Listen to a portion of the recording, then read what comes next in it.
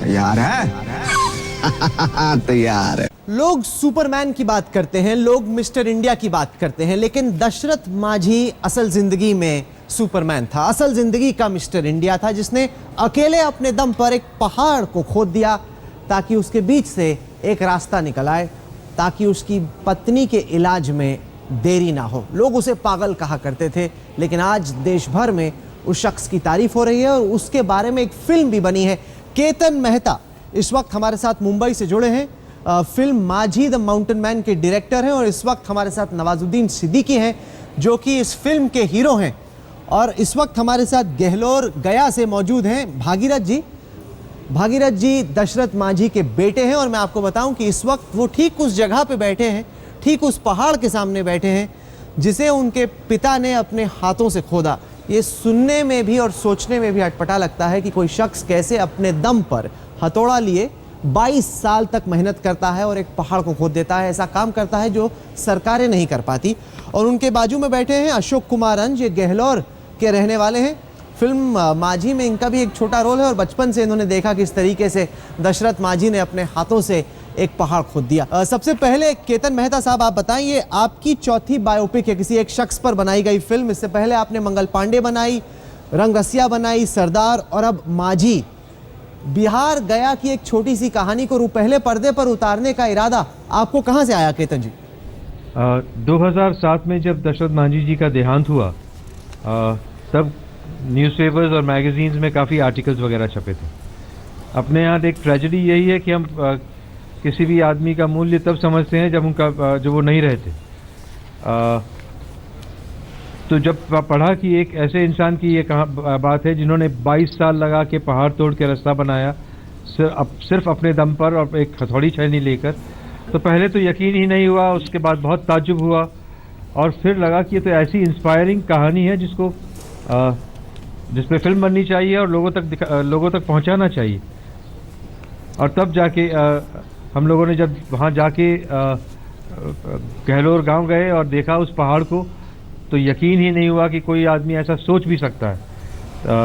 पर दशरथ मांझी ने तो ये करके दिखाया था और बहुत ही इंस्पिरेशन मिला और ये फिल्म बनी इसके। नवाजुद्दीन सिद्दीकी साहब, आपने अभी हाल ही में बजरंगी भाईजान में एक्टिंग की, जहां चांद नवाब के रोल की देश भर में तारीफ हुई। अब आप अपने दम पर दशरथ मांझी का किरदार अदा कर रहे हैं। इस दफ़ा सलमान खान सीटी बजवाने के लिए आपके साथ में नाच नहीं रहे होंगे। कितनी मुश्किल थी ये कहानी, और क्या अकेले चूंकि आप एक्टर हैं, हीरो हैं इस फिल्म के, आप पर दबाव ज़्यादा बढ़ जाता है?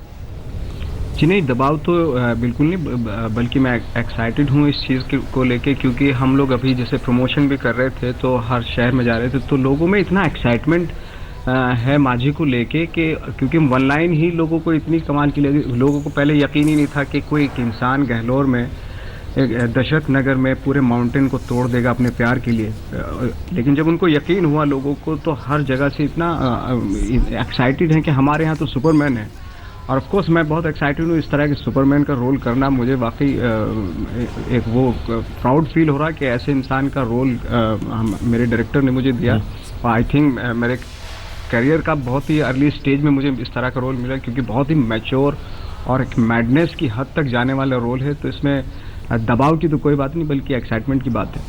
भागीरथ जी, जब आपके पिताजी जिंदा थे तब दशरथ जी को लोग पागल, संकी, बूढ़ा गया इस तरह से कहा करते थे। कहते कि कोई बंदा किस तरीके से पहाड़ खोद सकता है, तो संभव ही नहीं। आज आपके लिए क्या मायने हैं कि गहलोर के एक शख्स की कहानी बॉलीवुड के बड़े पर्दे पर आ रही है? फिल्म के बारे में हमको फिल्म बहुत अच्छा के बात है कि फिल्म चालू हो जाएगा तो लोग सब दुनिया में दिखाई देगा। हमारे गहलोर गांव के भी देखेगा, हमारे सारे परिवार लोग भी देखेगा। अशोक कुमार अंज साहब, आप उस वक्त पर पल बढ़ रहे थे जब दशरथ मांझी लगातार 22 साल तक ये पहाड़ को खोदने की कोशिश कर रहे थे। आप हमें बताएं कि आपको क्या याद आता है, उस टाइम की यादें बताएं जब दशरथ मांझी कुछ ऐसा करने की कोशिश कर रहे थे जो लोग सोचते हैं कि हो ही नहीं सकता था। बिल्कुल, पहले तो लोग यही सोचे कि पहाड़ इन्हें नहीं तोड़, ये पहाड़ को नहीं तोड़ करके पहाड़ ही इन्हें तोड़ देगा। लेकिन असल में हुआ उल्टा कि इन्होंने पहाड़ को ही तोड़ करके पूरे विश्व में एक अनोखा इतिहास रचे हैं। वो इतिहास कभी छोटे नहीं पड़ सकते। वो आत्मबल के धनी थे ही और अनोखा इतिहास रचे हैं, जिसके लिए हम लोग सारे जो हैं उसमें मेहनत करके और फिल्म के रोल में उन्हें अदा किए हैं, जो कि लोगों को इंस्पायर करेगा और साथ ही साथ युवा पीढ़ियों को तो खास करके इतना इंस्पायर करेगा कि उन्हें इस तरह के काज करने के लिए और आगे प्रेरणा का स्रोत बने। अच्छा अंश साहब, ये बताएं कि आपके इर्द गिर्द गहलोर के इलाके में दशरथ माझी ने जो मेहनत की, पहाड़ को जो खोदा, उससे जिंदगी कैसे बदली? हाँ, जिंदगी इस तरह से बदली कि पहले जो संकीर्ण दर्रा था पहाड़ का, आज वो विशाल पर्वत टूट करके वो पानी, उसकी ऊंचाई थी 25 फीट और उसकी चौड़ाई थी 30 फीट है और लंबाई उसकी 360 फीट है। जो पहले एक संकीर्ण दर्रा था, आज वो 30 फीट का चौड़ा सड़क मार्ग बन गया है, जिस मार्ग से लोग कभी चलने के लिए सोचे भी नहीं थे। आज उस मार्ग से बड़े बड़े वाहने और छोटे छोटे वाहने गुजर रहे हैं। इससे आम जनों में काफ़ी खुशियाँ फैली है कि जिस मार्ग को हम कभी सोच भी नहीं सकते थे, आज उस मार्ग से मैं गुजरता हूँ तो दिल जो है बिल्कुल फूलों से खिला हुआ गुलदस्ता ऐसा महसूस करता हूँ। चेतन मेहता साहब, लोग कहते हैं कि आपकी फिल्म राजनीति के खतकंडा बन गई है बिहार चुनाव से पहले, क्योंकि दशरथ माझी को अब एक माझी आइकॉन के तौर पर, माझियों का वोट बहुत अहम है बिहार में, जितेंद्र राम माझी एक महादलित आइकॉन के तौर पे उभरे हैं और लोगों को लग रहा है कि दशरथ माझी को अपनी तरफ करके किसी तरीके से वो माझी वोट काट सकते हैं या माझी वोट हासिल कर सकते हैं। क्या ये सोची समझी आपकी एक स्ट्रेटेजिक मूव थी कि बिहार विधानसभा चुनाव से पहले जब माझियों को लेकर सबसे ज़्यादा चर्चा हो रही है, उसी वक्त आपकी फिल्म बाहर आए? जी, ये फिल्म के रिलीज़ की जब बात हो रही थी तब इलेक्शन कम हो गई, ये हमें मालूम भी नहीं था। 17 अगस्त को दशरथ माझी की डेथ एनिवर्सरी है, 7th डेथ एनिवर्सरी, और उसी लिहाज से हम लोगों ने 21 अगस्त की रिलीज़ प्लान की थी कि 17 अगस्त से तो गहलोर जाएंगे, वहाँ से सेलिब्रेशन शुरू करेंगे और फिर फिल्म रिलीज़ करेंगे। जहाँ तक राजनीति का सवाल है, मैं तो मानता हूँ कि दशरथ माझी सिर्फ इस देश के ही नहीं, सारी दुनिया में इंसान की कैपेसिटी क्या हो सकती है, ह्यूमन विल की कहानी है ये, और it's a great story of the Triumph of the human will. Nawazuddin साहब, आपने गहलोर में फिल्म की शूटिंग की, काफ़ी वक्त आपने बिताया। आपने दशरथ माझी की असल ज़िंदगी के बारे में क्या जाना? उन्होंने जो मेहनत की, उस मेहनत ने वहाँ के लोगों की ज़िंदगी किस तरीके से बदली, उस पर आपकी क्या राय बनी? आई थिंक जो उन्होंने ज़िंदगी बदली वहाँ के लोगों की, एक तो ये था कि वहाँ पे जो सड़क बनी, आज उसी सड़क से हॉस्पिटल करीब हो गया।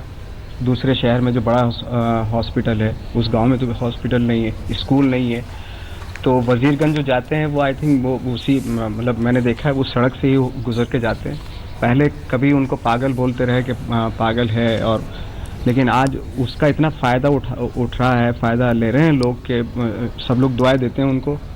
और मुझे इस चीज़ में ये अच्छा लगा कि ये एक जुनून की कहानी है, एक प्यार के जुनून की कहानी है। अगर ओवरऑल देखा जाए इसको, एक मैडनेस की कहानी कि इतना एक शख्स इतना प्यार कर सकता है किसी को, तो वो मैंने कभी इस तरह का फील नहीं किया। बट वो ये इतना बड़ा चैलेंज था, तो कहीं ना कहीं रिलेट किया अपनी असल ज़िंदगी से कि मैं 10-12 साल में भी स्ट्रगल करता रहा और प्यार था मुझे एक्टिंग से, तो कहीं ना कहीं यहाँ पे उसको रिलेट करके उसको किया।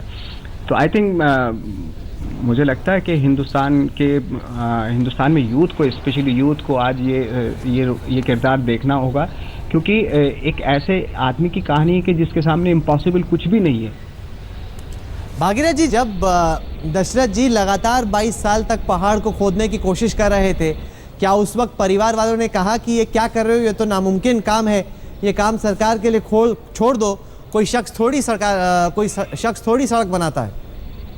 उस समय में तो ऐसा लगता है कि देखिए, सब कोई कहा कि इन लोग पागल हो गया। उस दिन में बीता तो सड़क के चौड़ाई पहाड़ के तोड़ के सड़क बना दिया, तो जनता को विश्वास हुआ कि हाँ, अब दशरथ माझी ने रास्ता बना देंगे। तो परिवार को संकट तो है ही है, संकट होने में आदमी तो करवे करा, 22 दिन लगा, 22 बरस लगा। संकट तो इतना किया कि भूखे प्यासे उन लोग पहाड़ी में लगल था। अच्छा ये बताएं, अब बिहार चुनाव से पहले दशरथ मांझी को लेकर खूब राजनीति हो रही है। पप्पू यादव आपके पास नकद कैश भेजते हैं, पैसा भेजते हैं। कोई कहता है कि दशरथ मांझी को भारत रत्न मिलना चाहिए। क्या आपको लगता है कि चुनावों में दशरथ मांझी के नाम का इस्तेमाल करने की कोशिश तमाम पार्टियां कर रही हैं? जब जिंदा थे तब तो किसी ने मदद की नहीं, और अब चूंकि चुनाव नजदीक आ रहे हैं, मांझी वोट अहम है, इसलिए सब राजनीति कर रहे हैं। सब राजनीति पर चल रहा है। अशोक कुमार अंश साहब, आप बताएं, जो इस फिल्म को लेकर और साथ ही उससे ज्यादा अहम दशरथ मांझी के नाम को लेकर, उनके काम को लेकर राजनीति हो रही है, क्या आपको लगता है कि एक चुनावी स्टंट है तमाम नेताओं द्वारा? जी, मैं तो बिल्कुल मानता हूँ कि जब वो जिस परिस्थिति में जब पहाड़ को तोड़ रहे थे, उस समय तो उन्हें जुनून का तगाजा दिया गया, लेकिन अब जो राजनीति की जा रही है वो गलत है। इसलिए क्योंकि दशरथ मांझी न किसी राजनीति से जुड़े हुए थे, न वो राजनीति की बात करते थे कभी। बस उनका एक ही लक्ष्य था, पहाड़ को तोड़ना, और वैसा पहाड़ जिसको कभी किसी ने कोई नहीं तोड़ा है, उस असंभव कार्य को संभव बनाना बस उनका लक्ष्य था। उनका कोई राजनीतिक लक्ष्य नहीं था, न किसी से आज तक राजनीति के लिए उन्होंने मिले। और उनका साफ कहना था, मैं वैसा काम नहीं करता हूं जो 5 साल के लिए हो, मैं वैसा काम करता हूं जो बरसों बरसों तक याद किया जाए। और वही मिसाल को उन्होंने करके दिखाया। जो पहाड़ आज मेरे पीछे है, उस पहाड़ को उन्होंने अपने अटूट प्रेम के यादगार में तोड़ करके एक मिसाइल काम किए हैं। लेकिन राजनीति में ऐसा नहीं होता है, वो 5 वर्षों का होता है। इसीलिए दशरथ जी कहा करते थे, मैं 5 वर्षों का काम नहीं करता हूँ, जो हमेशा चले मैं वैसा काम करता हूँ। जिस तरीके से दशरथ मांझी की कहानी के बारे में लोगों को जानकारी मिलनी चाहिए थी, जो एक तरीके से सुपरमैन मिस्टर इंडिया का उन्होंने काम किया, उस तरीके से अब तक उन्हें प्रोजेक्शन नहीं मिला, अब तक उनके बारे में लोग जान नहीं पाए। और आपको लगता है क्या ये जो पॉलिटिक्स हो रही है, क्या ये बहुत मौका परस्ती है? क्योंकि ये तो रोमियो जूलियट के बराबर की हिंदुस्तान की कहानी है, जिसके बारे में अब तक खास चर्चा हुई नहीं है। हाँ, मुझे लगता है कि हमारी सबसे बड़ी वीकनेस यही है कि हम आम इंसान के बारे में, उनके जो एक्स्ट्रा ऑर्डनरी काम होते हैं, और ज़्यादातर उन्हीं लोगों के होते हैं, आम इंसान के ही ऐसे काम होते हैं जिनसे इंस्पायर हुआ जाता है। उनको आने में वक्त लगता है, बहुत वक्त लग जाता है। तो और ये जैसे हम लोग बाहर जब निकले बाहर, तो लोग शॉक्ड हो रहे थे कि यार इस तरह का काम कौन कर सकता है। तो मुझे अफसोस इस चीज़ का हो रहा था कि अब तक उनको पता ही नहीं चला कि एक इंसान, एक हमारी ज़िंदगी में, हमारे टाइम में एक इंसान ऐसा था जिसने एक्स्ट्रा ऑर्डिनरी काम किया। ये हमेशा आम लोगों के लिए अनफॉर्चुनेट रहा है एक्चुअली। भाईजान जैसी फिल्म केतन और नवाजुद्दीन साहब सुपर हिट रही हो, 300 करोड़ का लक्ष्य प्राप्त करी हो, क्या आपको लगता है कि एक छोटे से गांव के एक छोटे से आम आदमी की कहानी क्या वाकई में उस तरीके से धूम मचा पाएगी बड़े पर्दे पर जिस तरीके से बजरंगी भाईजान ने मनाई? देखिए, मैं हर फिल्म का एक अपना तरीका होता है, और फिल्म मुझे लगता है फिल्म वही होती है जो जब देख के उसको सालों साल तक याद की जाए। बजरंगी के साथ ये बहुत अच्छी बात हुई कि वो याद भी रखी जाएगी और बहुत पैसा भी बनाया। और मैं तो यही चाहता हूँ कि मांझी याद रखी जाए बहुत और अरसे तक। और इसमें वो सारी चीज़ें हैं कि पैसा बनाने वाली चीज़ें भी हैं, इसमें बहुत खूबसूरत रोमांस भी है, ह्यूमर है इसमें। और जो उनकी पर्सनैलिटी थी दशरथ मांझी की, जो रियल लाइफ में जो थे, जो मैंने यूट्यूब पे देखा और वहाँ गांव के लोगों से मैंने जब बात की तो बताते थे बहुत ह्यूमर था उनके पास। तो वो हमारे डायरेक्टर ने वो खूबसूरती कायम रखी इस चीज़ में। केतन मेहता साहब, आपको लगता है ये खतरा लिया है आपने, कहीं ना कहीं रिस्क है ये कि जहां एक तरफ सलमान खान की फिल्म की चर्चा हो रही है, वहीं आपने एकदम सलमान खान की फिल्मों से उलट एक फिल्म बनाई है? आंकड़ों में किसी भी फिल्म की सक्सेस या फेलियर को बांध देना ये बिल्कुल सही है नहीं। मुझे तो लगता है जो फिल्म बनाई है वो इसलिए बनाई है कि इस कहानी को देख के देश का बच्चा इंस्पायर हो। ये एक ऐसी इंस्पिरेशनल स्टोरी है जिसकी हमें खास ज़रूरत है इस वक्त इस देश में। आज के सिनिकल टाइम्स में हमें ऐसे आइकॉन्स की ज़रूरत है जो कि हमें एक पॉजिटिव एनर्जी भरे, जो हमें इंस्पायर करे, जो हमें अपने लक्ष्य तक पहुंचाने की हिम्मत दे।